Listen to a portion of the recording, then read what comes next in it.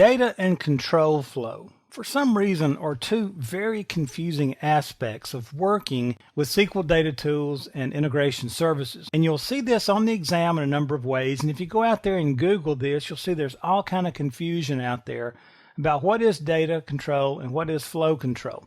And I want to give you a brief explanation here, and I'm going to point this out a couple of times as we work in SSIS a little bit later on in the course. When I build an SSIS package, what I'm doing specifically is building multiple tasks that I want to happen in a predetermined sequential order, right?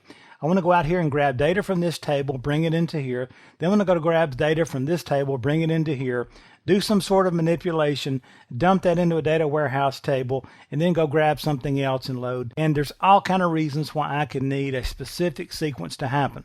A lot of times I need to go get some data from a data source.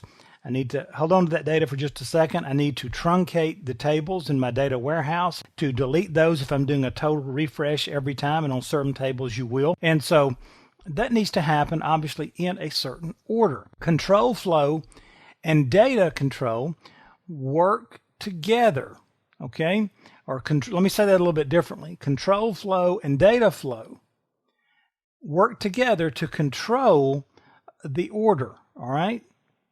So when I've got data flow going and I've got control flow going, both of these work together. Now, make sure you know the difference between control and data flow, all right?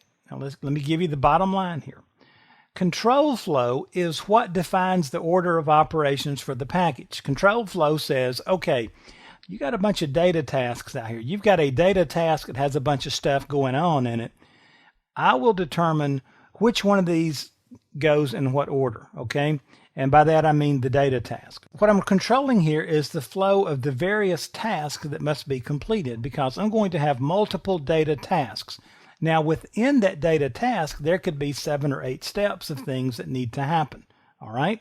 A data task might be go drop some data in some tables, truncate some tables, then go out, make a connection, query some data, bring it back, load it into this table. That's a data flow task, okay?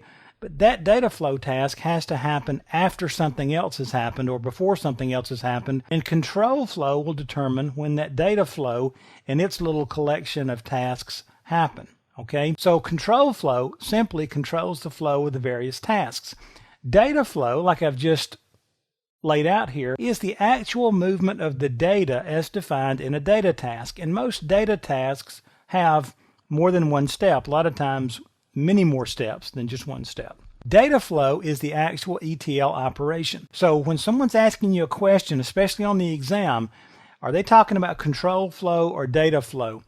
If data is being moved, if we're making a connection to a data source, querying data, moving data, transforming data, if it's anything to do with ETL, extraction, transformation, and loading, then it's data flow. But if it's something controlling which task goes next, which one of these groups of instructions goes next, then we're talking about control flow. This is just naturally confusing. Maybe Microsoft could have worded it a little bit better on their naming, but I don't know what else they could have done. When you see it and it finally clicks, you'll get it.